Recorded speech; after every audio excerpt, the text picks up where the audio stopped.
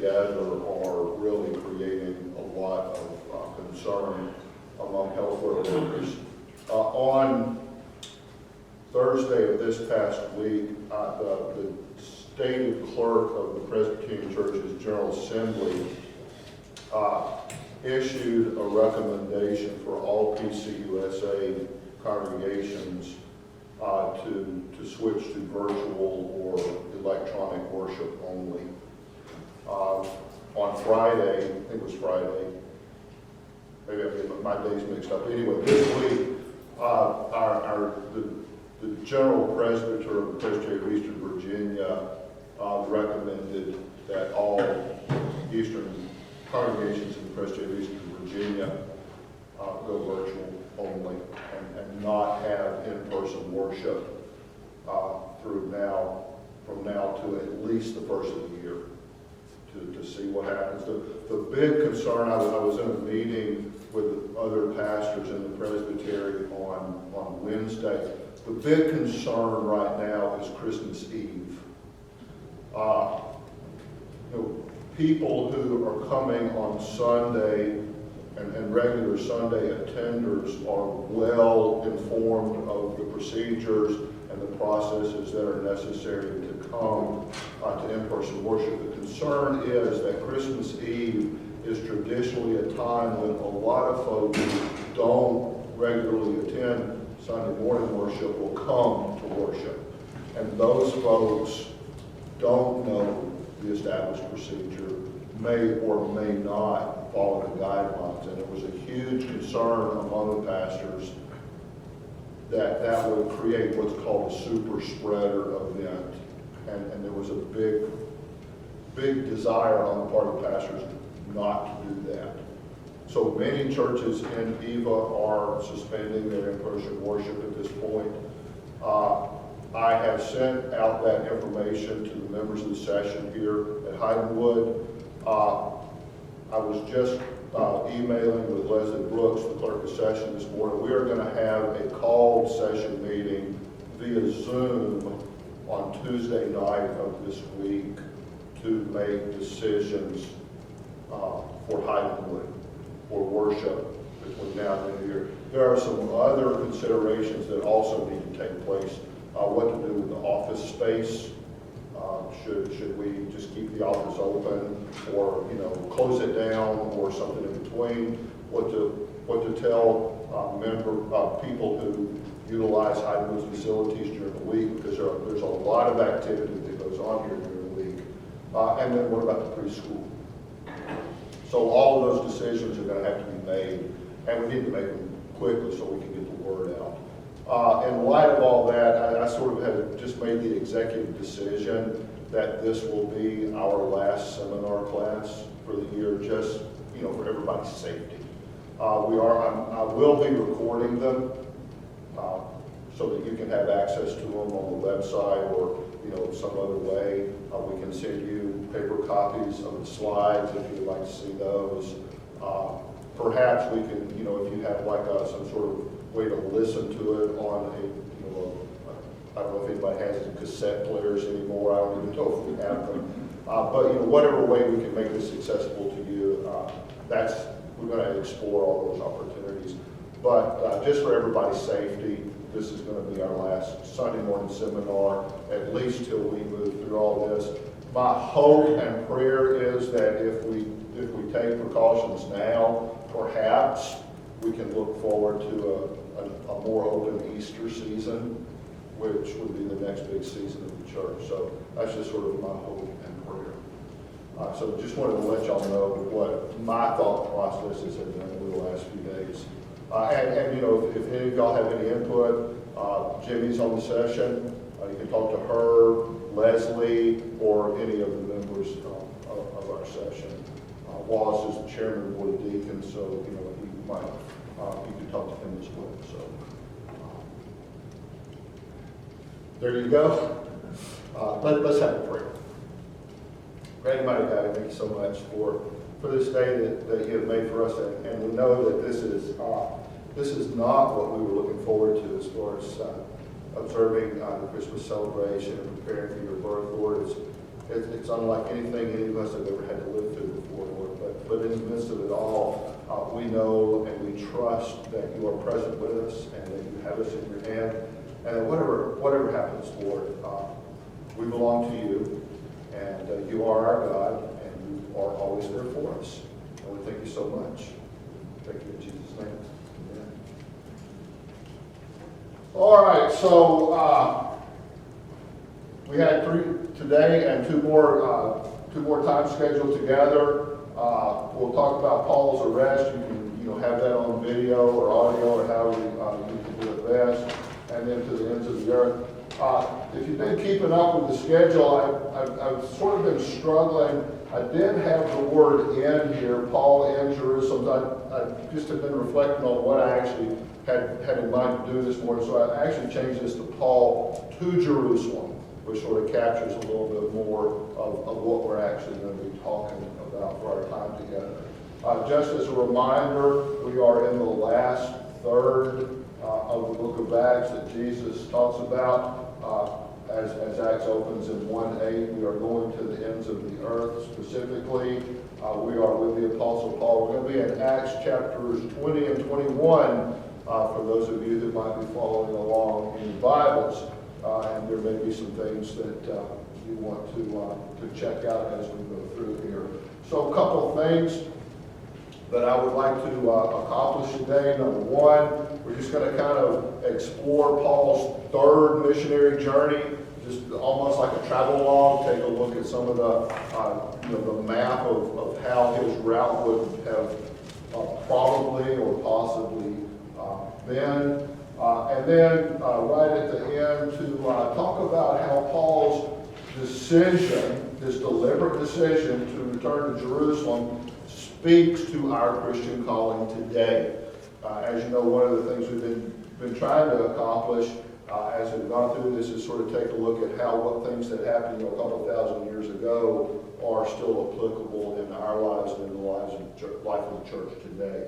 So that's what we're going to be trying to accomplish this morning. So Paul's third missionary journey lasted approximately 4 years. All right, so I think I touched on this last week or a few weeks ago. The way I was taught how to remember this, Paul took 3 missionary journeys. His first missionary journey lasted 2 years. His second missionary journey lasted 3 years. And his third missionary journey lasted 4 years. So that's kind of an easy way to remember that. Now, you got to remember that these are kind of approximations. There was nobody there counting the exact number of days. So approximately 4 years. And it's recorded, starts in Acts 18:23, goes all the way through to Acts 21:26. And we'll talk a little bit about why that ends right there as we move through this. So if you remember from last week, was it last week, week before last? Week before last. Week before last. We were with Paul in Ephesus, right? And his stay in Ephesus was 3 years. So 3 of the 4 years of his fourth missionary journey took place in the city of Ephesus. And we talked about all of the uproar and controversies that happened to Paul when he was in Ephesus, because there was the huge temple of Artemis there, one of the Greek goddesses, and there was a silversmith there named Demetrius who got really afraid that because of Paul's preaching, his economic, his means of economic return were going to be greatly destroyed if people stopped worshiping Artemis and started worshiping Jesus. He was going to go out of business, and so he raised a whole bunch of chaos. And finally, Paul literally had to run out of town. In fact, that's becoming a sort of modus operandi for Paul, right?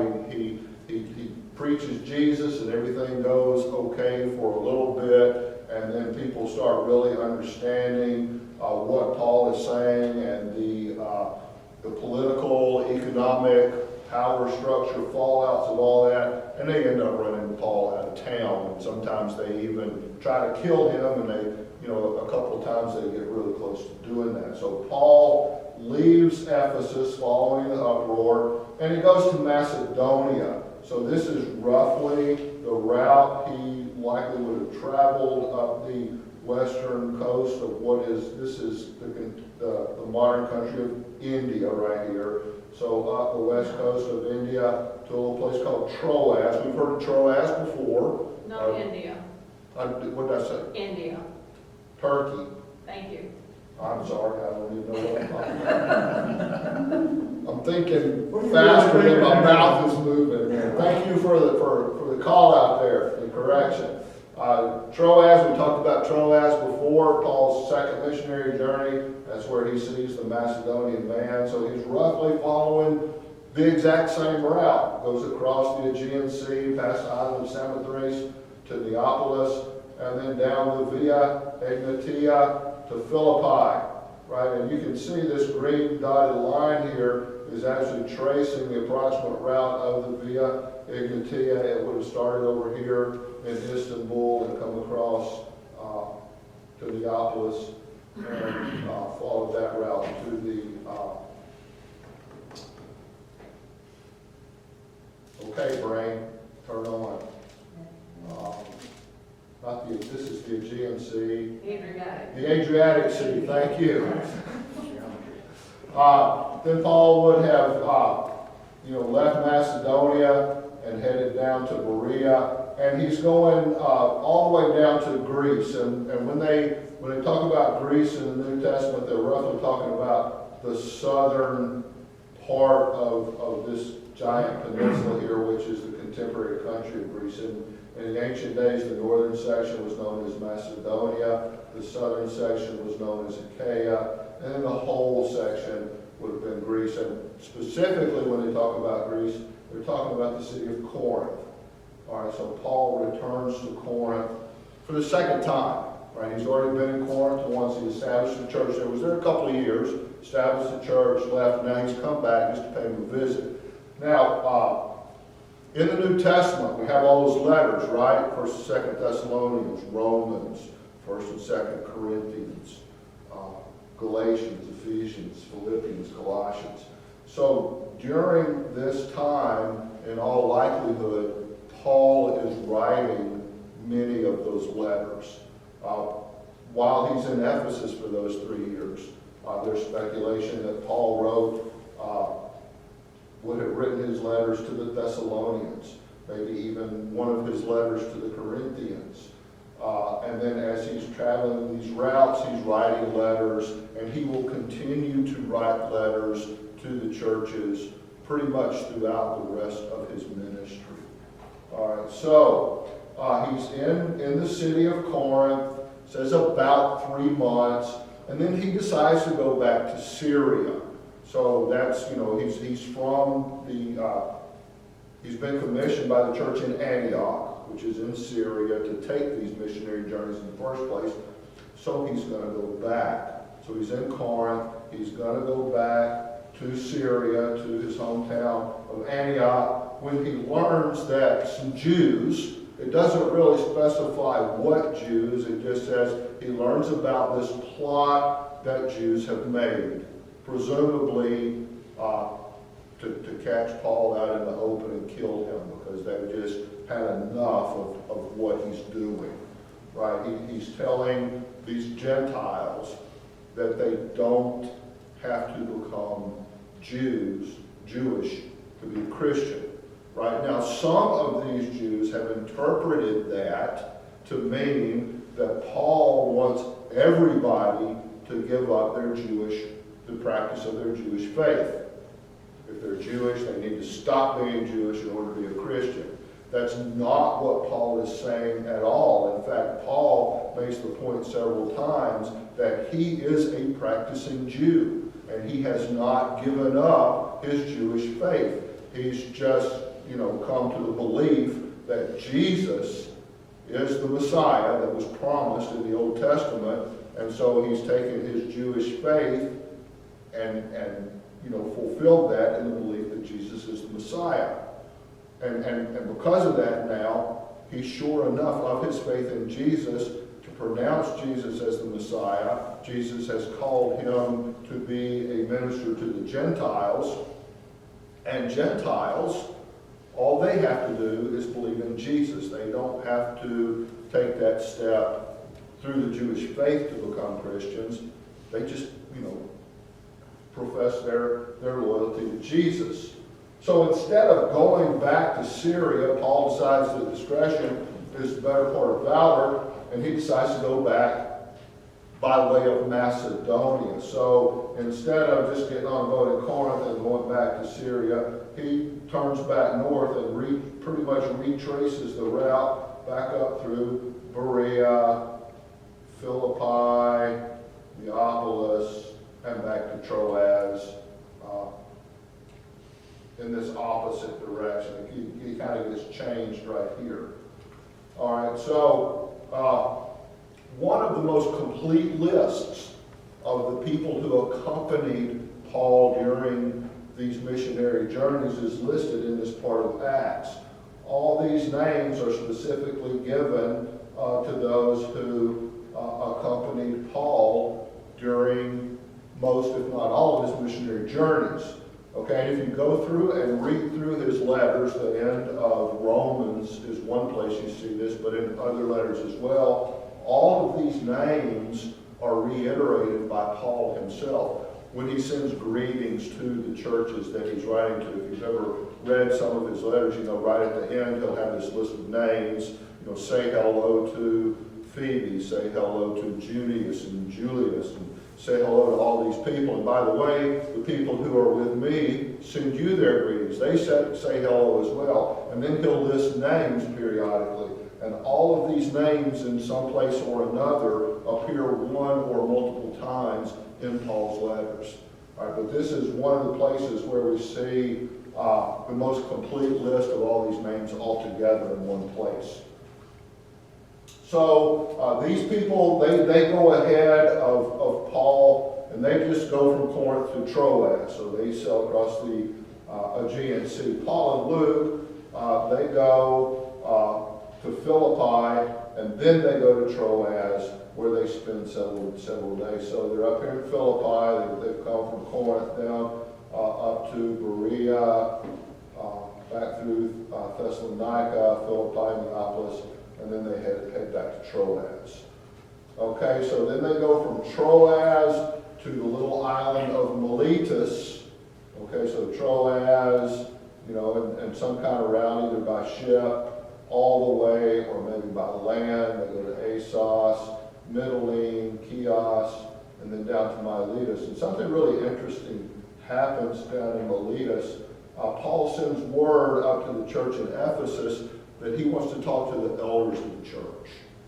Okay, so a group of elders from the church in Ephesus actually come down to Miletus, and Paul speaks to them. He addresses the elders from the church in Ephesus. And that was the passage for the sermon text last week.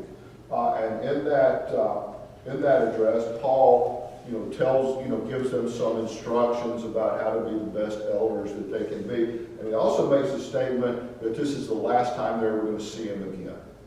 Okay?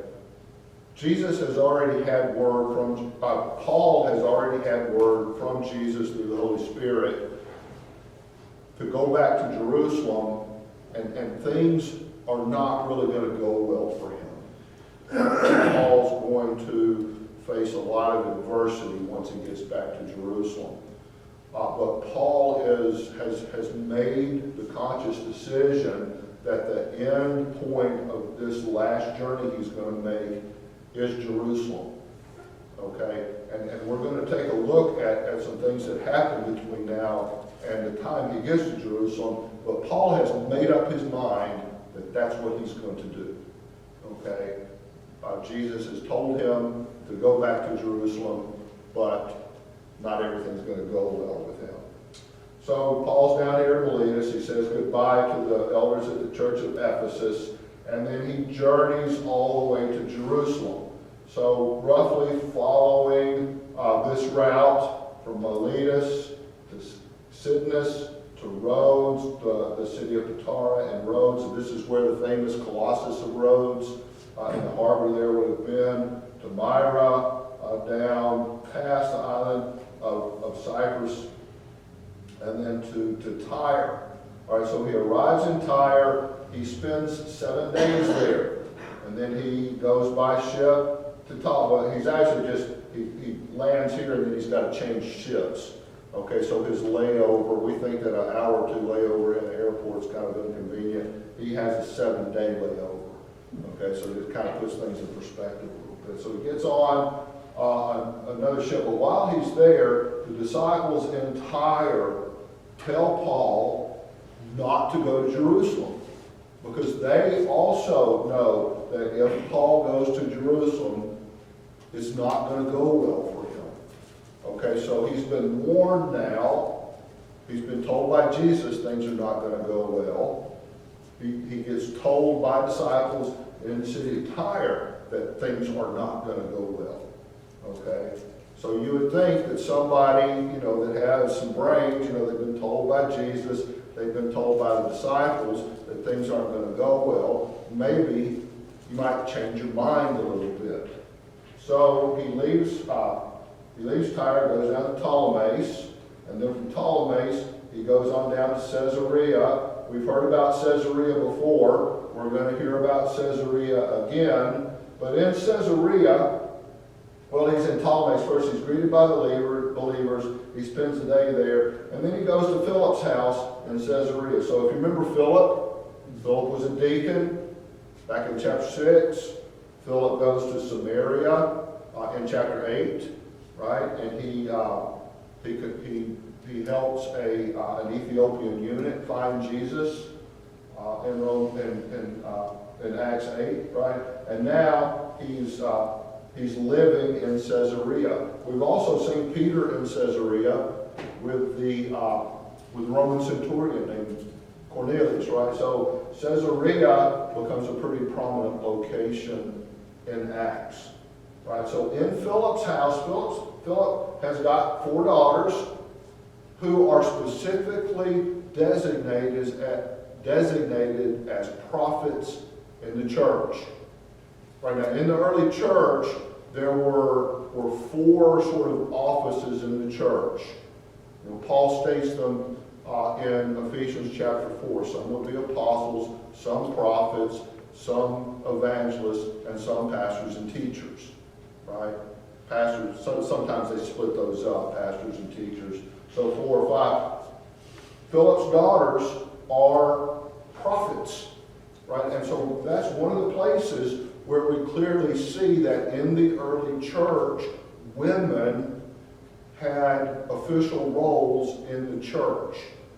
All right, so what that says to me anyway is that whatever Paul meant when he was writing later to some of the churches for women to sit down and be quiet in the church, and they weren't supposed to teach men, and men were these big, strong believers who were able to make the decisions in and of themselves, and they didn't need the help of women.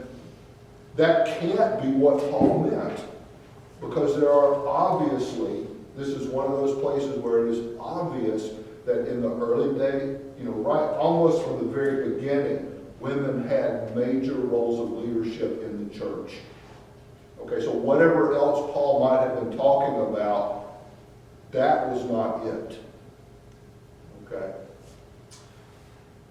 Then there's this guy named Agabus. We've seen Agabus before. If you remember back to chapter 13, when they're all together in Antioch, and they're all praying and fasting together. Agabus was there, and he was part of that decision-making process to launch all these missionary journeys that Paul and Barnabas and Silas and Mark and all these other folks have been engaged in. So Agabus was very prominent in the early church. Well, in this particular instance, Agabus takes, many English translations call it a belt. I mean, men in the first century Roman Empire didn't really wear pants like the way we have them. So it's probably more like a sash around his tunic or something. Anyway, takes it off of Paul's waist, ties up his hands, and he says, this is the way the owner of this belt is going to be treated if he goes to Jerusalem. Right, so now once again, Paul has made this decision that he's going to Jerusalem, and he's been warned yet again that it's not going to be good for him if he does that. Right? And yet, Paul goes to Jerusalem. So all of these people have warned him, don't do it, don't do it. If you do it, something bad's going to happen. If you do it, something, it's not going to go well for you. Paul goes to Jerusalem. He visits James. All right, now this James, we've met, this is not the brother of John, this is not Zebedee. Right, if you remember back from the Gospels, James and John, the sons of Zebedee, that James has already been martyred. You remember back earlier in Acts, he and Peter were in Jerusalem, and that James was murdered by Herod. Right? This James is James, the brother of Jesus. His name in Hebrew would have been Yaakov or Jacob. Right? And he's likely the one who wrote the New Testament letter of James that's way back in the back of the New Testament. Right? He was the leader of the Jerusalem church. He was the leader of the Jerusalem council that decided, made that decision through the Holy Spirit that Greeks, that Gentiles did not have to become Jews. They didn't have to get circumcised. All they had to do was refrain from worshiping idols and everything that goes with that. So that's this James. So he visits with James, and James and a group of elders in the Jerusalem church, first Paul talks to them about what God is doing among the Gentiles, and they all have this great big celebration. But then James suggests that Paul make it very clear to everybody else that's in Jerusalem that he is in fact Jewish. Right? Because that's been one of those big charges against Paul. Paul is telling Gentiles they don't have to become Jewish in order to be a Christian, but some of the opponents of that have been spreading this rumor that Paul is actually telling Jews that they have to stop being Jewish to be Christian. Right? And so what they are doing here is asking Paul to make it absolutely and abundantly clear that that's not what he's saying. Right? That he is holding fast to his Jewish faith and just adding the belief that Jesus is the Messiah. So Paul's made this vow, and a lot of New Testament scholars equate this vow that Paul and some others have made to the old Nazirite vow that you read about in the Old Testament, where you don't shave your hair, you don't cut your hair, you don't have anything to do with grapes, you don't hang around dead bodies. All right. So there were people like Samson, if you remember the story of Samson and Delilah in the Old Testament. Samson was a Nazirite from the time he was conceived, or supposedly supposed to be a Nazirite, from the time he was conceived all the way through his entire life. And that's one of the ways somebody could be a Nazirite. Or, you could take what was called a Nazirite vow. At some point during your life, you take the Nazirite vow for a specified period of time. And for that specified period of time, you followed all the rules that had to be followed if you were a Nazirite. And then at the end of that period, you fulfilled your vow by going to the temple, offering sacrifices, cutting off all your hair, and offering your hair as a burnt offering to God. All right, so that's how you fulfill that Nazirite vow. There's a lot of speculation that that's what's going on here. So Paul and some other folks go to the temple to fulfill their vow. And while they are there, worshiping in the temple, these Jews from out of town who have come for the Jewish festival of Pentecost, all right, they see Paul, right, and then they launch all of these accusations against Paul. And they brutally accost him right there in the temple. They grab hold of him, drag him out. They accuse him of bringing Gentiles into the temple, okay? There are probably very few, if any, Gentiles in Jerusalem at that point, because it's the festival of Pentecost, right? Jews from all over the world have come, so people who are in Jerusalem for the Jewish festival of Pentecost, You know, they're either Roman soldiers, you know, keeping the Pax Romana, the peace of Rome, or they're Jewish or somehow affiliated with the Jewish community. There's not really much of a chance that Paul has brought Gentiles into the temple, but they accuse him of doing it anyway. And they rile up the mob, right? And they arrest Paul, they drag Paul out of the temple, and Paul ends up getting arrested as much for his protection, because the Roman army can protect him from this angry Jewish mob as from anything, you know, and then he's taken off and whisked away to Caesarea, and that's pretty much Paul's journey to Jerusalem. So here's some questions just in my mind for consideration as we think about this whole journey of Paul, you know, the completion of his third missionary journey and all the way to Jerusalem. All right, so Paul is determined to go to Jerusalem, despite all of these warnings. Time and time again, people have told him that it's not going to go well for him if he goes to Jerusalem. Why was Paul so determined to do that? Maybe obedience to God, who said he was supposed to go to Jerusalem. Okay? I think he was going to he knew he was going to have to go through Jerusalem to get back to Rome, or to go to Rome. Okay. Sure played that card.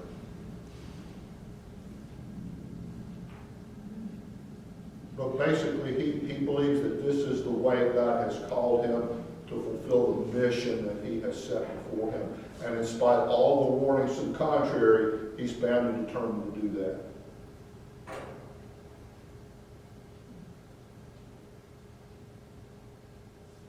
All right, so was this a comfortable thing for Paul to do you think? Okay, so Paul has somehow come to this point in his relationship with Jesus that even though he is being called to do something that is not going to go well for him, he so fully believes that he is doing what God has called him to do that he's willing to do it anyway.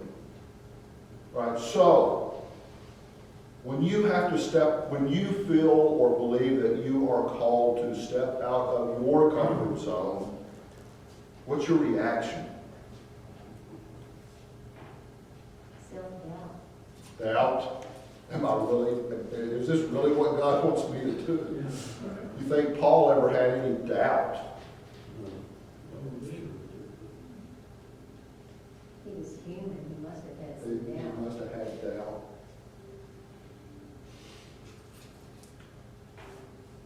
They must have treated him very badly, going in knowing that that was God's will and his determination.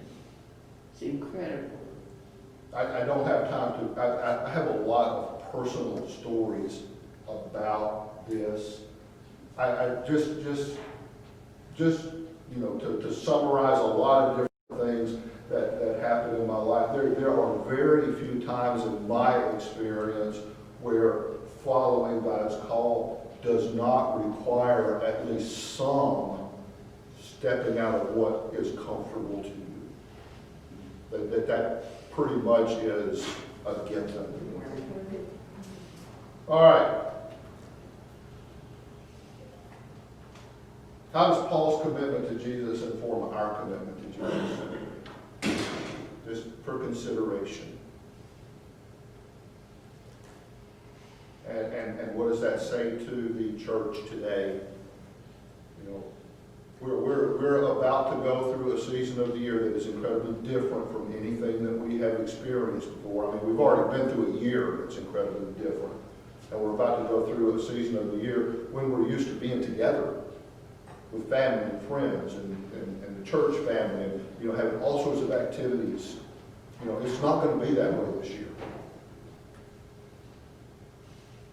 You know, so how does Paul's commitment to Jesus and our commitment to Jesus, even though it's not going to be comfortable, what does that say to us? Just some things to think about as we finish up. And just for those of you that may have come in late, we are not, because of everything else that's going on, we are not going to be able to have in-person classes to finish out. I'll record them and, you know, send out whatever kind of copies we can from the office of our last two sessions.